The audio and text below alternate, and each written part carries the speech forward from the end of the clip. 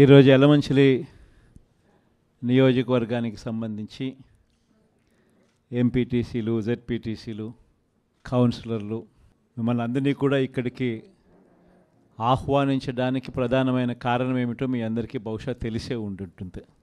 మనమంతా ఒక తాటి మీద గట్టిగా ఉండాం కాబట్టి, గట్టిగా నిలబడగలిగినాం కాబట్టి ఆయన కూడా మెడలు వంచక తప్పలేదు.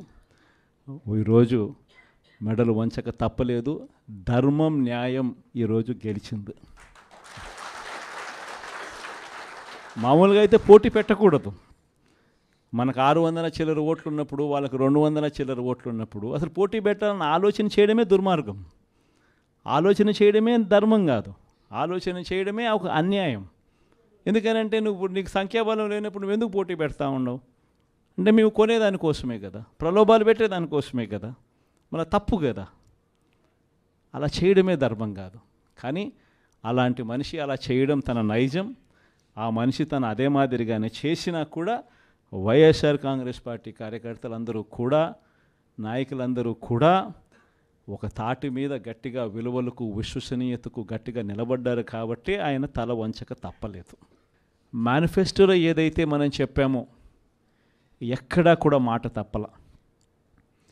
మేనిఫెస్టోను మొట్టమొదటిసారిగా చెత్తబుట్టలో వేసే పరిపాలన నుంచి మొట్టమొదటిసారిగా విశ్వసనీయత అన్న పదానికి అర్థం చెబుతూ మేనిఫెస్టోను ఒక బైబిల్గా, ఒక ఖురాన్గా, ఒక భగవద్గీతగా భావిస్తూ ఒక కొత్త నిర్వచనం చూపిస్తూ ఎన్నికల్లో విశ్వసనీయత అన్న పదానికి అర్థం చెబుతూ మనకు ఎన్ని సమస్యలున్నా కూడా చంద్రబాబు నాయుడు ఈ పొద్దు ఏ సమస్యలు లేకపోయినా కానీ సమస్యలు ఉన్నట్టుగా దాన్ని చిత్రీకరిస్తూ ఉన్నాడు. కానీ నిజం చెప్పాలనంటే మన ప్రభుత్వం అధికారంలోకి వచ్చినప్పుడు ఒకవైపున చంద్రబాబు చేసిన అప్పులు ఉన్నాయి, ఆ అప్పుల మీద వడ్డీలు ఉన్నాయి. ఆ వడ్డీలకు తోడు కోవిడ్ అనే మహమ్మారి కూడా మనం పరిపాలన చేసేటప్పుడు కూడా మనకు తాండవిస్తూ ఉన్న పరిస్థితులు. కానీ అటువంటి భయానక పరిస్థితుల్లో ఉన్నా కూడా ఒకవైపున రాష్ట్రానికి రావాల్సిన ఆదాయాలు తగ్గినప్పటికీ, రాష్ట్రంలో పెట్టే ఖర్చు అనూహ్యంగా పెరిగినప్పటికీ ఎటువంటి సాకులు చూపలేదు, ఎటువంటి కారణాలు చెప్పలేదు. ఈ వైట్ పేపర్లని, ఇంకొకటని గత ప్రభుత్వం మీద నిందలు మోపి, కోవిడ్ మీద నిందలు మోపి ప్రజలకు చేయాల్సింది చేయకుండా పోయే కారణాలు ఏ పొద్దు చూపించలేదు. ఎన్ని కష్టాలున్నా కూడా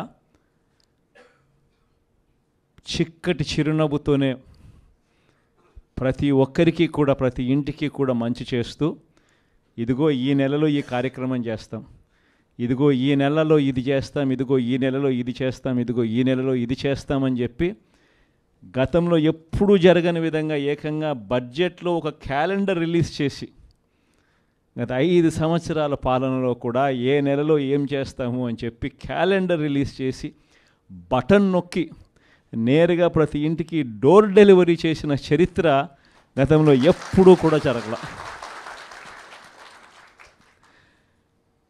దేవుడు దయతో ఇవన్నీ కూడా చేయగలిగాం. ఈరోజు ప్రతి ఇంట్లోనూ కూడా జగనే ఉండి ఉంటే, వైఎస్ఆర్ కాంగ్రెస్ పార్టీనే ఉండి ఉంటే ఈ పాటికే పిల్లలందరూ బడులకు పోతూ ఉన్నారు. ప్రతి తల్లికి ఈ పాటికి అమ్మఒడి పడి ఉండేది. ఈ పాటికే జగనే ఉండి ఉంటే, వైఎస్ఆర్ కాంగ్రెస్ పార్టీనే ఉండి ఉండింటే ఈ పాటికే ప్రతి రైతన్న వ్యవసాయంలో ముమ్మరంగా నిమగ్నమై ఉన్నాడు. వ్యవసాయం ముమ్మరంగా పంటలు వేస్తూ ఉన్నారు. జగనే ఉండి ఉంటే ఈ పాటికే రైతు భరోసా సొమ్ము కూడా రైతులందరికీ కూడా వచ్చి ఉండేది. జగనే ఉండి ఉంటే, వైఎస్ఆర్ కాంగ్రెస్ పార్టీ ప్రభుత్వం ఉండింటే ఈ పాటికే రైతులకు 2023-24 సంబంధించిన ఖరీఫ్కి సంబంధించిన ఇన్సూరెన్స్ సొమ్ము కూడా కనీసం ఇంతవరకు ఈ ప్రభుత్వం ఇచ్చిన దాఖలాలు లేవు. ఆ డబ్బులు కూడా పడుండేటివి ఈ పాటికి రైతులకు. జగనే ఉండి ఉంటే, వైఎస్ఆర్ కాంగ్రెస్ పార్టీనే ఉండింటే ఈ పాటికే పిల్లలకు విద్యా దీవెన కింద ప్రతి 3 నెలలకు ఒకసారి ఫీజు రీయింబర్స్మెంట్ కింద వాళ్ళకు పడే ఫీజులు ఆ తల్లుల ఖాతాల్లోకి ఈపాటికే నేరుగా పడుండేటివి. అదే తల్లుల ఖాతాల్లో పడాల్సిన ఫీజు రీయింబర్స్మెంట్, విద్యా దీవెన మామూలుగా ప్రతి 3 నెలలకు ఒకసారి, ప్రతి త్రైమాసికానికి అయిపోయిన వెంటనే ఇచ్చే పరిస్థితుల నుంచి ఇప్పటికే 2 త్రైమాసికాలు దాటిపోయాయి. ఇంతవరకు విద్యా దీవెన డబ్బులు ఇంతవరకు ఇవ్వడంలా. వసతి దీవెన డబ్బులు ప్రతి ఏప్రిల్లో మామూలుగా ప్రతి తల్లికి కూడా వసతి దీవెన కింద ఒక ఇన్స్టాల్మెంట్ పడేది. ప్రతి పొదుపు సంఘంలో ఉన్న అక్క చెల్లెమ్మకు 0 వడ్డీ కింద ప్రతి ఏప్రిల్లోనే మామూలుగా అయితే 0 వడ్డీ డబ్బులు పడుండేటివి. అవి కూడా పడకుండా పోయాయి. మత్స్యకార భరోసా పడలేదు, నేతన్న నేస్తం పడలేదు, వాహన మిత్ర కింద కూడా పడాల్సిన సొమ్ము కూడా మామూలుగా జగనే ఉంటే ఇవన్నీ కూడా సాఫీగా జరిగి ఉండేటివి. ఈరోజు ఏం జరుగుతూ ఉంది? ఒక్కటి కూడా పడకపోగా జరుగుతూ ఉన్న దారుణాలు ఏమిటి అని అంటే, చదువుల రంగమే తీసుకుంటే అప్పుడే టోఫుల్ అనే ఇంగ్లీష్ మీడియం, టోఫుల్ అనే సబ్జెక్టు, టోఫుల్ అనే పీరియడ్ పిల్లలకు గొప్పగా ఇంగ్లీష్ నేర్పించే సబ్జెక్ట్, గొప్పగా వాళ్ళు ఇంగ్లీష్లో మాట్లాడే పరిస్థితి ఉండే టోఫుల్ అనే పీరియడ్ను ఎత్తేసినారు. ఇంగ్లీష్ మీడియం చదువులు ఇక గవర్నమెంట్ బడుల్లో మామూలుగా బాగా జరుగుతాయి అన్న ఆశ పక్కకి నెట్టేశారు. గోరుముద్ద ద్వారా రోజుకొక మెనూతో చిన్న పిల్లలకు పెట్టే భోజనం ప్రశ్నార్థకం అయ్యింది. డిసెంబర్లో పిల్లలకు అందరికీ కూడా 8వ తరగతి పిల్లలకు ట్యాబులు ఇస్తారా అన్నది ఇంతవరకు ఆర్డర్లే ఇవ్వలేదు. అది కూడా ఒక క్వశ్చన్ మార్కే. ఇవన్నీ కూడా అప్పుడే విద్యారంగంలో మొదలైపోయి అన్నీ కూడా ప్రశ్నార్థకం. హెల్త్కి సంబంధించి, ఆరోగ్య రంగానికి సంబంధించి చూస్తే ఆరోగ్యశ్రీ బకాయిలు 1800 కోట్లు దాటాయి. ఇంతవరకు రూపాయి ఇచ్చిన దాఖలాలు లేవు. హాస్పిటల్స్ పరిస్థితి ఎలా ఉంది అని అంటే, ఇంతకుముందు డాక్టర్లు లేని కొరత, 0 వేకెన్సీ పాలసీ అనేది తీసుకొచ్చి డాక్టర్లు లేని కొరత ఏ గవర్నమెంట్ హాస్పిటల్లోనూ ఉండకూడదు అన్న పరిస్థితి నుంచి ఈరోజు డాక్టర్లు ఎక్కడ ఉన్నారు అన్న పరిస్థితిలోకి ఈరోజు గవర్నమెంట్ హాస్పిటల్ వెళ్ళిపోయాయి. ఆరోగ్య ఆసరా కనిపించడం లేదు, 104, 108 బిల్లులు లేవు, హాస్పిటల్లో డాక్టర్లు లేరు, మందులు లేవు, పరిశుభ్రత హాస్పిటల్లో అంతకన్నా కూడా లేని పరిస్థితి. ఎవడు పట్టించుకునే పరిస్థితుల్లో లేరు. వ్యవసాయం చూస్తామనంటే మళ్ళీ రైతులు ఈరోజు క్యూలలో నిలబడతా ఉన్నారు విత్తనాల కోసం. వ్యవసాయ పరిస్థితి చూస్తూ ఫ్రీ ఇన్సూరెన్స్ పోయింది, ఈ క్రాప్ పోయింది, ఉచిత పంటల బీమా కూడా పక్కన పెట్టేశారు. అన్ని రంగాల్లోనూ ఇదే పరిస్థితి. తెలుగుదేశం పార్టీ నాయకుల చుట్టూ జన్మభూమి కమిటీలు అంటూ మళ్ళీ తెలుగుదేశం పార్టీ నాయకుల చుట్టూ, ఆ నాయకులు ఎక్కడున్నారో మళ్ళీ ప్రజలు వాళ్ళ దగ్గరికి వెళ్ళాల్సిన దుస్థితిలో ఈరోజు మళ్ళీ పాలన సాగుతూ ఉంది. గవర్నెన్స్ అన్నది పూర్తిగా ఎక్కడికి పోయిందో తెలియడంలా. లా అండ్ ఆర్డర్ అయితే నేను చెప్పాల్సిన పనుల, రెడ్ బుక్ పాలన సాగుతూ ఉంది. గ్రామ స్థాయిలో కక్షలను ప్రోత్సహించకూడదు అన్నది పక్కన పెట్టేసి, గ్రామ స్థాయిలో ప్రోత్సహిస్తూ మీరు చేసుకోండి, వెనకాల పోలీసులను మేము చూసుకుంటాము అని చెప్పి రెడ్ బుక్ పాలనతో ఈరోజు లా అండ్ ఆర్డర్ను పనంగా పెట్టి ఈరోజు పాలన సాగిస్తూ ఉన్నారు. దిశ యాప్ ఏమైందో ఎవరికి తెలియడంలా.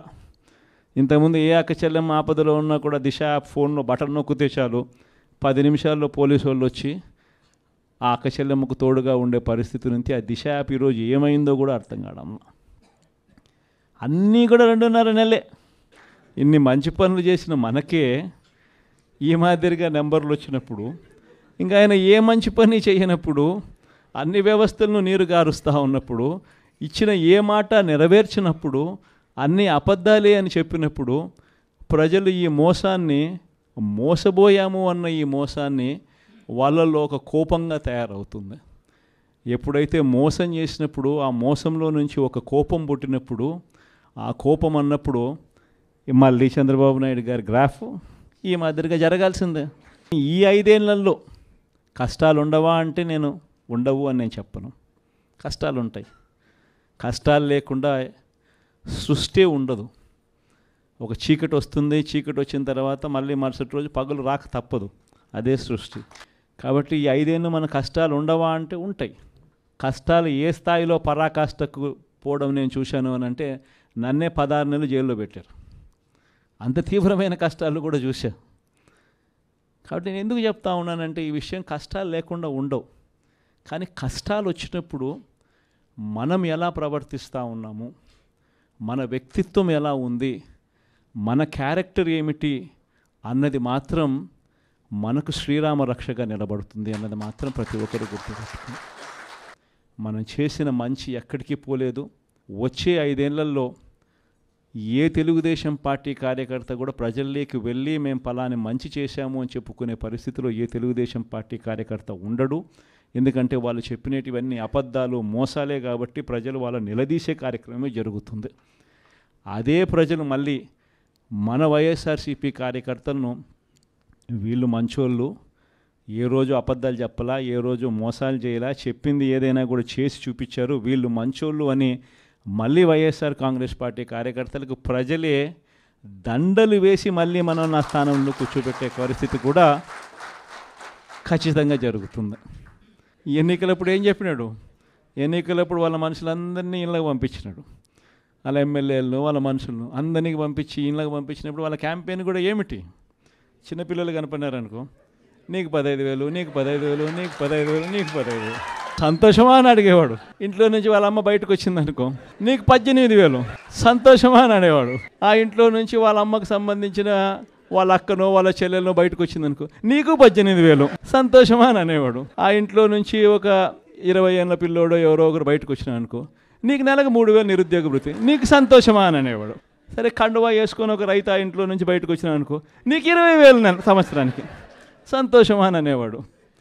ముసలాయమ కనబడితే నీకు 4,000, సంతోషమా అని. ఇదే మాదిరిగానే క్యాంపెయిన్ అంతా జరిగింది. ఇదే మాదిరిగానే క్యాంపెయిన్ అంతా జరిగి ప్రతి ఒక్కరి చెవులోనూ కూడా పెద్ద కాలీఫ్లవర్లు పెట్టి అందరినీ మోసం చేసి ఈరోజు ఇప్పుడు ఆ స్థానంలో కూర్చొని ఉన్నాడు.